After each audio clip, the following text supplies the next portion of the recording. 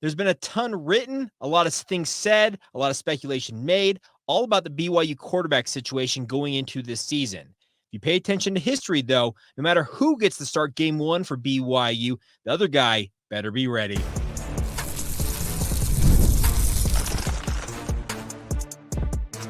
You are Locked On Cougars, your daily podcast on the BYU Cougars, part of the Locked On Podcast Network, your team every day.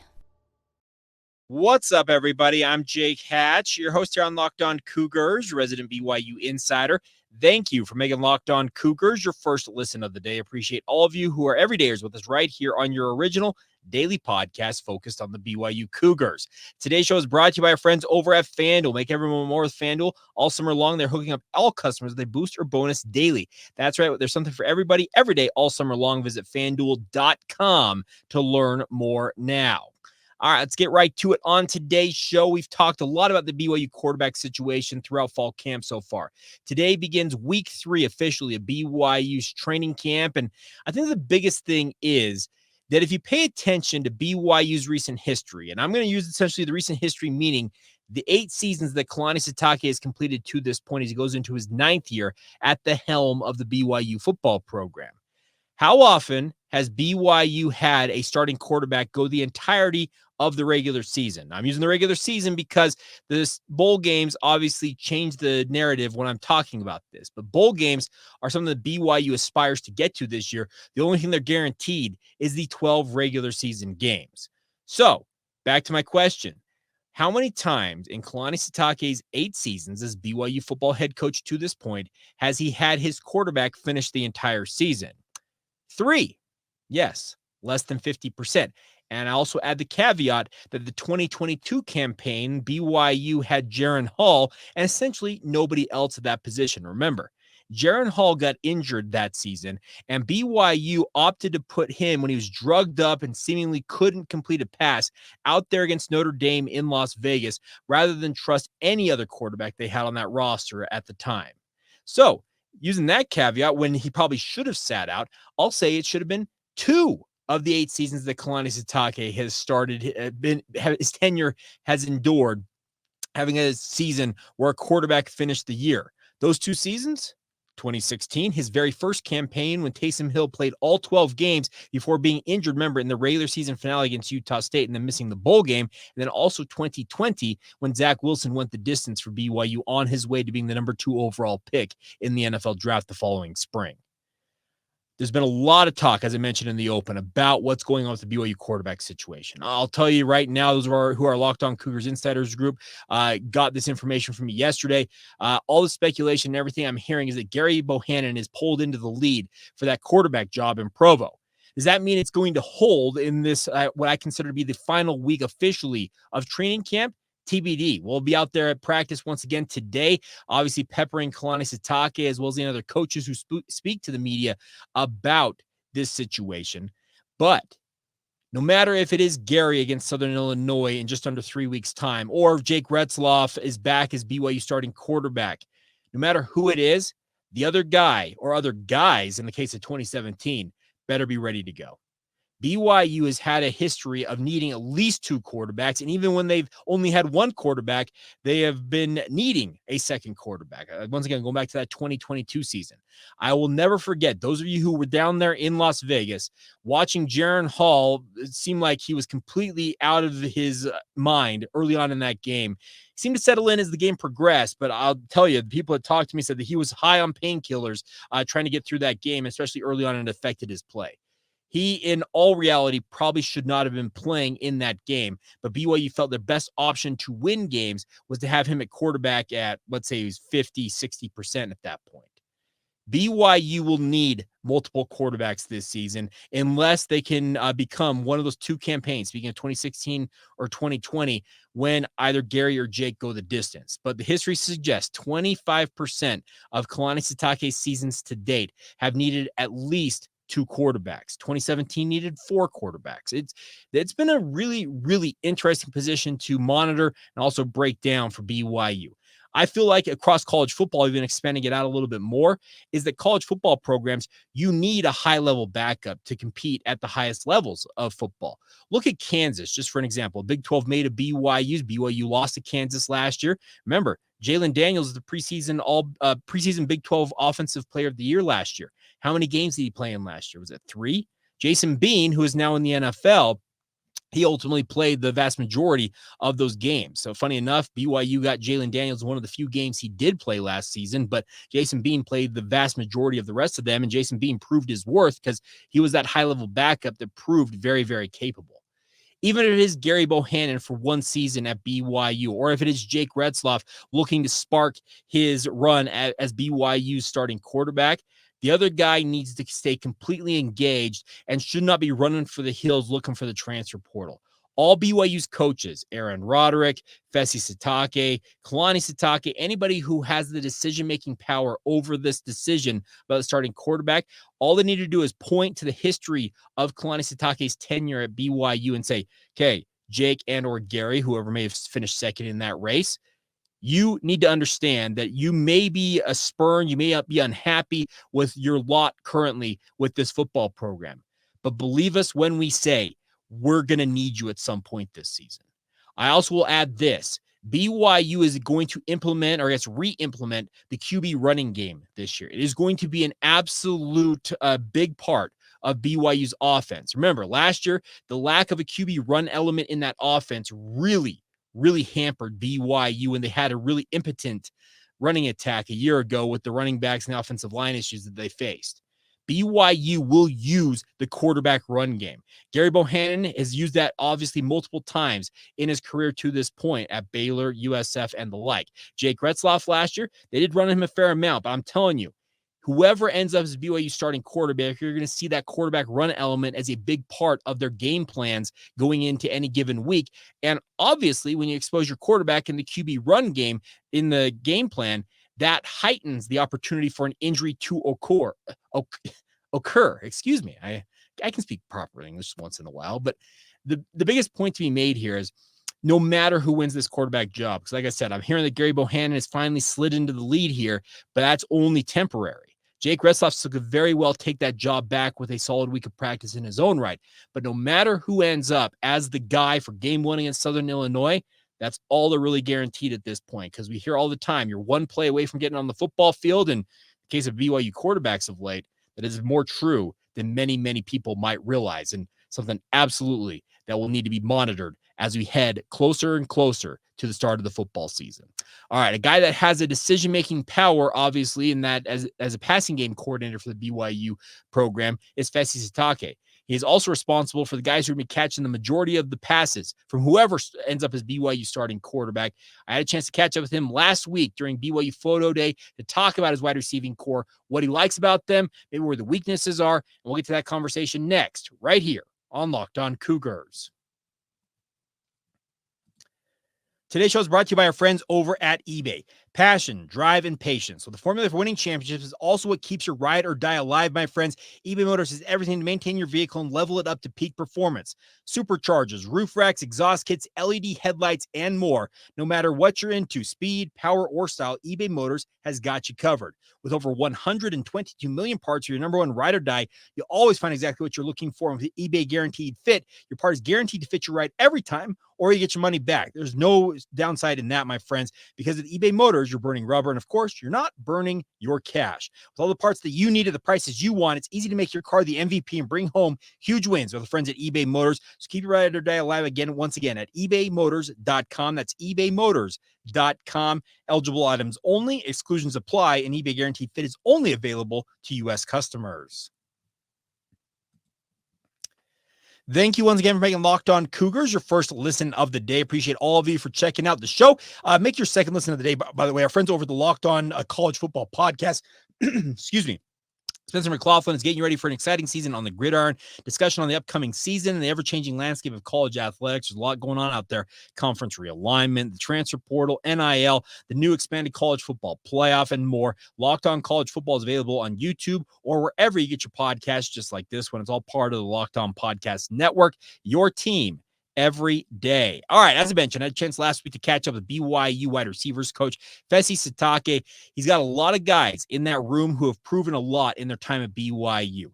I am particularly excited for Darius Lassiter. I continue to hear rave reviews for him throughout training camp and continue to hear that seemingly every day I talk to people in and around the BYU football program, but he's not alone. BYU returns all 6 or the top 6 pass catchers from a year ago. And if you want to make it 7, you can do that because Keanu Hill, who is now a tight end for BYU, well, he was obviously in that mix a year ago himself.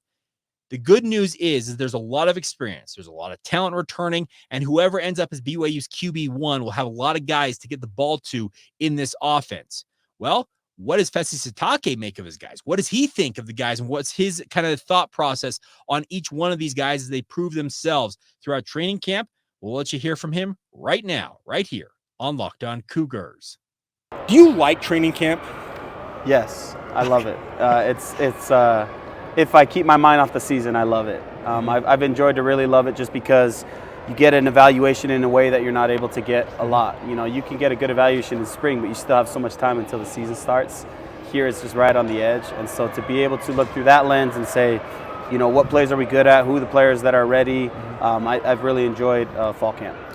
I've done 4 or 5 interviews with different media people over the summer from different markets, and when they talk about BYU, they talk about the wide receiving corps. They see you have your top 6 pass catchers returning, and that's not including Keanu, who moved over to tight end. They talk about that maybe being the deepest position on this roster. Would you agree with that assessment? I'll leave it to people who they think the deepest is. I'll just say that in my time here, I haven't been able to have this kind of depth myself, to draw on this many people. So it's been a blessing to be able to coach these guys, have them stay healthy, and we'll see how it all plays out for the season. I wanted to ask you about Keanu moving to tight end. I know you're not coaching him anymore. Yeah. We talked to Aaron, I think, a couple of weeks back. It was right at the start of camp. He said, in retrospect, you would have made that move earlier had you known how he fit there. What's been your assessment of him moving over? Yeah, it's been a seamless transition. I mean, he some people maybe wondered how much weight he could actually gain, and there was a point where he gained too much, Okay. and obviously he's able to trim right back down. The nice thing is that receiver, in our offense, they have to memorize everything. We don't play a left-right slot wide out, so you have to understand things conceptually. And I think that really was beneficial for Keanu, even with him not knowing he was going to move to tight end, because now I think he's been able to latch onto that playbook and has made this move a lot easier. And so I've been really happy with how he's been playing. I know Coach Gilbride, it seems like he's been really happy with him. I'm excited to see what he does for us this fall. When I've talked to your wide receivers, they've talked about having to be versatile and be able to play every position. Is that by design? Yes. Yeah, you don't want to be handcuffed. When a guy goes down, sometimes the second best X receiver, the second best Z, isn't truly the next best receiver or gives you the best chance to win. And so that is by design, to make sure they all know the plays, and then it leaves it up to me to put them where I feel they need to be in any given play. I wanted to ask you about Darius in particular. There was a point that he was wondering if he's going to get his eligibility back, but what's it been like to actually have him here for one more year? It's been great, man. He's taken a huge jump in leadership. He's had arguably the best fall camp so far. I'm excited for him. He's got a super bright future. He's on a great trajectory. Really glad he's back with us, and I'm so happy to be able to coach him. I like to talk to Chase and Cody because they seem like tied at the hip, because they came in together, had injuries together, now they've kind of grown up in the system together. What do you make of those two as they go into this year? They both have the option to play another year or to go on, and obviously there's some variables in there, and so regardless of what next year is going to look like, those two are definitely attacking this year as if it was their last. And that's been the message to everyone. You have to attack every year like it's your last. It's hard for a freshman to latch onto that, but Chase and Cody being near the end, they've really grasped that, and the way they work out, the way they practice, the way they're leading. I've been really happy with those two and the way they've kind of taken the group and try to lead to the best of their ability. All right, I play the college football video game, and Parker Kingston is just a cheat code in that game. Do you believe he can be as big of a cheat code in real life as he is in that video game? I hope so, man. If he can show 90, whatever speed that is on the field and make plays and score the way you use him, then bring it on, man. I'm going to go find the maker of NCAA and just tell them to do it to all the receivers. That's the way it is. Okay, fair enough. I also want to ask about JoJo Phillips. I think he's kind of the guy everyone kind of wants to see how he develops here. He's got elite size, 6'5", and it shows the ball skills. I've seen it in practice in the short windows we see. Yeah. What do you make of him as he goes into another year here? Well, first, he's made a huge transformation physically. Okay. There's a before and after picture I just saw of him a week ago with this shirt off, and it was just like, oh, he looks like a whole different specimen now. And so another year in the playbook. He's very comfortable with the playbook now. I think Cougar fans are going to be really excited for what JoJo can do. The future is so bright for him, and that's just not future down the road. I think that could be this year as well. Time will tell exactly what he's going to do and how we're going to use him. But, man, that guy's a special player, and I'm glad he's on our team. I also wanted to ask you about two of your return missionaries, Dominique McKenzie, Cody Hagan. I remember watching them in high school. I watched them run that 100-meter final in the state track meets and everything, and two burners out there. What are the realistic expectations you think you can get out of them this fall as they come off of a mission? The biggest thing is off a mission, most return missionaries need a full year to get a real fair evaluation. I will say Cody, Dom had an advantage in that he came home and was able to do winter conditioning and spring ball with us. Okay. Cody coming home in the summer, it looked like he trained with us as well all spring. He looks really good physically. Both those two, it's just going to be a matter of can they stay healthy. They could put on the right mass and look the part, but maybe their soft tissue muscles aren't as built as they should be. So we'll see. The plan is to kind of just utilize their speed, put them where we can, and if there's a spot for them where we can use them, then I won't hold back on that. And then there's going to be a point in the season where you have to make a conscious decision of, are we going to preserve their redshirt year, play them in 4 games? Are we going to play them a lot more? And obviously that's to be determined. You've recruited a lot of speed at this position. I even talk about Ty West coming in from Crimson Cliffs. He was a track star in high school. Is that by design? Yeah, I just think it's one of those things you can't coach. Anytime I can find something you can't coach, I'm not trying to make my job easy, but I can't coach size. I can't coach, huge hands. I can't coach speed. Yeah. And so if I could find those guys who have some of those just God-given, traits, then it's on me to really coach them at the receiver position. Try and get them dialed in on the playbook, and that's what I enjoy doing. It's why I coach. Now, you also carry the passing game coordinator title. What is your confidence level this passing game just overall will be better this year in the Big 12? I think I feel great right now. We've got a good thing going on in terms of O-line, our system, what we're doing philosophically as an offense, the way we're marrying things together. We've got playmakers in place who have the playbook much more under their belt. And obviously as this quarterback deal works itself out, no matter who it is, I'm confident in the product we'll be able to put out on the field. Being able to have a great run game is the complement to having a great passing game. And I'm really excited for what our O-line and running backs will do, and tight ends involved. And Coach Woods has done a great job, Coach Gilbride. So that's part of the excitement, is that I think everything is all kind of coming together, and we'll see how it all looks this fall. There you have it, Fesi Sitake, a guy who loves training camp because he keeps his mind off of the season. Now, that was kind of his first answer there, but you heard him talk about guys like Darius Lassiter, Chase Roberts, Kody Epps.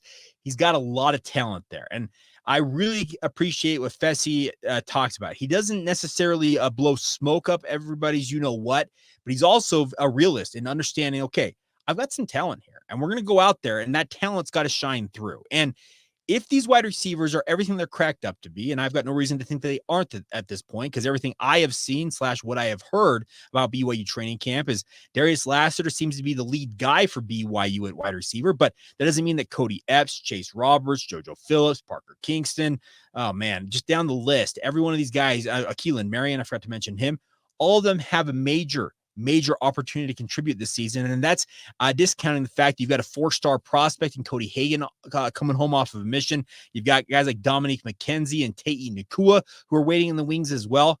Fesi Sitake's got to feel very, very good about where his position group stands right now. But obviously, it doesn't mean anything if you're not winning football games. And I think that's kind of the overarching sentiment coming from across this program. They don't like the fact that they were a losing program a year ago. They want to get back to the postseason. It's going to take everybody pulling their weight. Wide receivers obviously have to do their part, catch the passes that are coming their way, block out there on the perimeter to allow the running backs to get into the second level. All of it goes towards winning football, and that's ultimately the goal for the BYU football program. So appreciate Fesi taking the time. Always thank him for coming on the podcast and chatting with us, and it's always fun to get his insight on this. And I'll just tell you guys this much. He continues to be one of the best golfers, if not the best golfer overall, even players included, in the BYU football program. So that's kind of a fun tidbit as well there. All right, we'll finish up today's show. We'll step aside from the football just for a minute. We're going to flip over and talk about the conclusion of the Paris Olympic Games. 9 former BYU Cougars, actually some of them current Cougars, were competing in Paris. How did things go? Well, I think overall quite well. And we'll break that down as you finish up this Monday edition of Locked On Cougars.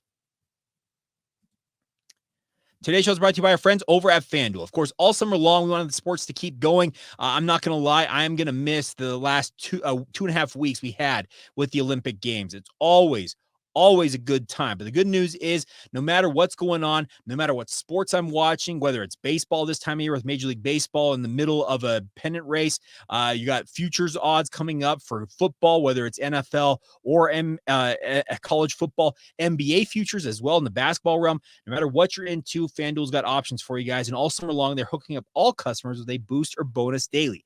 That's right. There's something for everybody every day, all summer long. Go to FanDuel.com and start making the most out of your summer. There's not a lot of time left. A lot of us have kids going back to school this week here in Utah. Some of you had guys going, some of you, I think down in Arizona, had kids going back to school last week.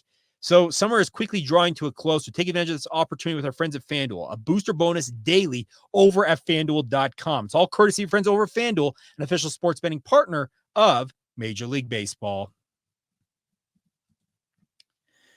Thank you once again for making Locked On Cougars your first listen of the day. If you've not done so already, sign up for our Locked On Cougars Insider Group. It has been absolutely marvelous. Those of you who signed up in the last couple of weeks, some of you might be in the middle of a 14-day free trial. It's one of the features of this. You get to check it out for 14 days, 2 full weeks to see if it's the information that you crave. Beyond that, it's just $5 a month, supports the show, and also gets you the inside intel that you crave coming to your phone in the form of a text message. A lot of insiders groups, you have to go to a message board. You've got to go log onto a website to find out the intel. I'm passing it along to you guys. You get it in the form of a text message. Right? Much more direct, much more intimate, and much more one-on-one than that. So if you guys want to join us today, click the link in the show notes below, whether you're watching this on YouTube, it's in the show notes, or wherever you get your podcasts, Apple, Spotify, and the like. Click it, join up today, and hopefully you guys will enjoy the intel we're going to have as the season gets going here very, very quickly. All right.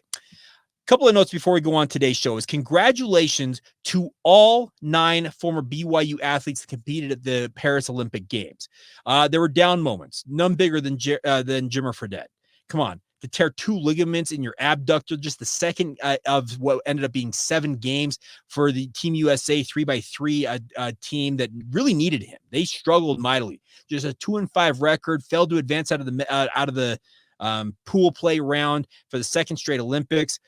Who knows what Jimmer's career is going to look like from here on out. He's now 35 years old, which is, it's mind-boggling to me because I think if some of you know this, my background with Jimmer Fredette goes all the way back to essentially his origins of the Jimmer legacy at BYU. I was an intern that year that he absolutely erupted onto the national scene. I was interning with Greg Rubel at KSL News Radio, now work back in that building as a member of the KSL Sports Zone staff. But it's crazy to have watched Jimmer's career unfold. A first-round pick, kind of flamed out in all reality in the NBA, goes over to China, becomes what they call the Lonely Master, and scores 70 points on a routine basis, it felt like. But to see his Olympics go the way it went, heartbreaking. Quite simply heartbreaking. And I wish Jimmer nothing but the best as he moves forward here. I think he'd be a marvelous broadcaster. Jimmer is a thoughtful individual. The times I've had a chance to interview him, both in radio and in person, he comes off as a very thoughtful individual who gives, I think, direct attention to things at hand. Goes a long way in the broadcasting realm. Does he decide to continue to play basketball? He was, funny enough, I think some of you saw this, he was named the number 1 3-on-3 basketball player in the world the same day he got injured and was lost for the entirety of the rest of the Olympic Games. Crazy story, and nothing but the best Jimmer as he goes through his rehab process, allegedly a 6-month rehab process. Now, that was the down moment of the Olympics. The top moments, I think you go no bigger than Kenneth Rooks. A guy who has been a legend in the making. Remember, he fell at the Olympic trials a year plus ago, gets up and wins those trials after falling in the steeplechase. Well, then he decides, you know what, we're going to go to the pain zone, and he decides to kick it up a notch in the final lap of the 3,000-meter steeplechase. Ends up losing to the defending Olympic gold medalist in the event. But Kenneth Rooks, the man, the myth, the legend in Provo, is now a silver medalist in the 3,000-meter steeplechase. Congratulations to him. There is only one person in the world better than him at the event he competes in. Think about that. I think a lot of you may understand this, but some of you that don't, college athletes are considered essentially the top 3% of all athletes on earth. It's an incredibly small percentage of what, if you call yourself a collegiate athlete, a group that you're fraternity, so whatever you want to call it, that you enter when you're an athlete of this caliber. It gets even smaller, obviously, in the professional ranks and even smaller in the Olympics. It's incredible. But Kenneth Rooks, obviously, congratulations to him on a silver medal. Then we had Connor Manson, Clayton Young, the tandem leading the not leading BYU only, but leading the Team USA marathon team. They both finished in the top 10, and they got major plaudits as both of them crossed. I think it was, Connor finished in 8th place, and then Clayton just, I think, like 30 seconds behind him in 9th place. Both of them turned around and cheered on their fellow competitors from various countries across the globe. How many athletes would have done that? I think very few, but it kind of screamed to what the Olympic spirit is all about. So congratulations to Connor Manson, Clayton Young. They're top 10 in the world in the marathon. Their former BYU teammate, Rory Linklater, finished 47th in the marathon for Team Canada. So not his best performance, but he told KSL TV after that performance, hopefully it's not my last time at the Olympics in the marathon. It's really, really cool to see these athletes accomplishing everything they accomplished. I mentioned Kenneth Rooks in this 3,000-meter steeplechase. Well, James Corrigan, that incredible story of him finishing third at the Olympic trials and then having to get to a meet to hit the Olympic standard to get into the Olympics. He ends up finishing 31st. He's number 31 in the world in the steeplechase. Courtney Wayman, also in the steeplechase on the women's side of things. She finishes 12th in the world. She is feeling like she may have another opportunity in 2028 in LA to chase this in the steeplechase. James Corrigan, I think he'll have the same goal along with Kenneth Rooks. There is staying power with a bunch of these athletes. I mentioned Jimmer Fredette. Yeah, his time at the Olympics may have come to a close, and it'd be a really, really tough thing to see it go down that way. But then I haven't even mentioned Whitney Orton Morgan, who was a 5th alternate, if I'm not mistaken, to go to the Olympics. And then things happened where she got invited, has to go to the Olympics on relatively short notice, finishes 14th in the world in the 5,000 meters. It's a really, really cool thing about these athletes is that they're representing BYU on the world stage. We talk about BYU and the world is our campus is one of the mottos you see on the signs as you drive into Brigham Young University there in Provo. This is showing that. These athletes went out there to Paris and absolutely showed out on the biggest stage possible. Semi Retti, the former BYU women's basketball player who ended up playing for the Rugby 7 squad, and then Spiff Orton was her name, I think, if I'm not mistaken, who was the Harriman High School product, so another local connection. She ends up winning the bronze for the U.S. with her incredible dash to glory after breaking 2 tackles. The storylines of this Olympics were absolutely incredible. And I'm an Olympics junkie. I freely admit that. I get sucked into them every time they come around, both summer and winter. And I kind of get wistful when they end.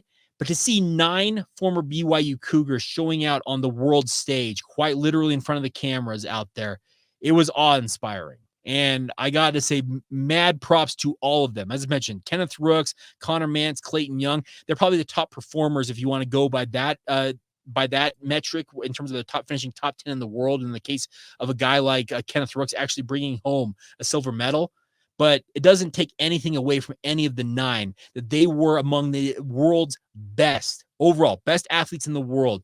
They went to Paris and they put on a show for all of us out there around the globe. So congratulations to all 9 former Cougars and what they showed there in Paris. And thank you. Just an honest thank you to all of you for putting on for BYU.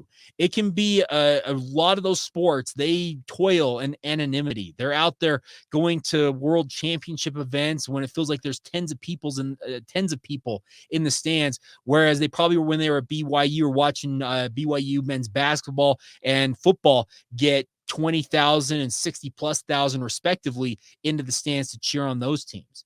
It's a lot of work to live the dream that only comes around once every 4 years when your Olympic sports are what your passion are. But when you get a chance to do that and you perform the way these athletes performed, props to them. And I'm hopeful. I want to see, I think I would say that Jimmer's probably the only one that I can't see making the next Olympic team, but he'd be 39 at that point. Maybe he still is doing his thing and just hoisting up threes and is still a part of the 3-on-3 scene. Great. If he makes it, great. But I hope to see the other 8 make a run at 2028 in LA. Obviously, you've got to continue to do work. You obviously have to put in the time, the effort, everything that it requires to be an Olympic level athlete. But I, for one, will be there rooting on these Cougars. I won't maybe be there in person, but you can guarantee that I'll be watching, I'll be talking, I'll be writing. Hopefully, who knows what I'll be doing at that point. We're 4 years off from that. But the good news is all these athletes have an opportunity once again in LA, a stone's throw away from Provo, Utah, to go out there and put on for Team USA once again and put on a show for the world. And I, for one, hope they pull it off, because it'd be a really, really cool story and many stories overall to track over that will be the 34th Olympiad of the Summer Olympic Games. All right, so there you go. That's what I got for you guys here on this Monday edition of the show. Coming up on a Tuesday edition, well, what did I make of day, what are we going to be, like day 11, day 12 of BYU training camp for football? We'll talk about that. Will they have come out and said who the starting quarterback is going to be for BYU? I'll have to stay tuned, and obviously we'll have plenty of updates for you guys in the meantime on our Locked On Cougars Insider group. So just another shameless plug for you guys to check that out. Also, a reminder for you guys, make sure you make your second listen of the day, our friends over the Locked On College Football Podcast.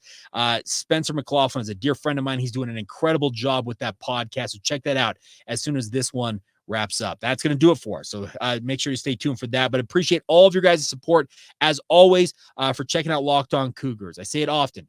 Thank you for making it your first view and or listen of the day. And obviously a big thank you to all of you for watching this, supporting it, and being everydayers, as you'd like to call you, right here on the Locked On Cougars podcast.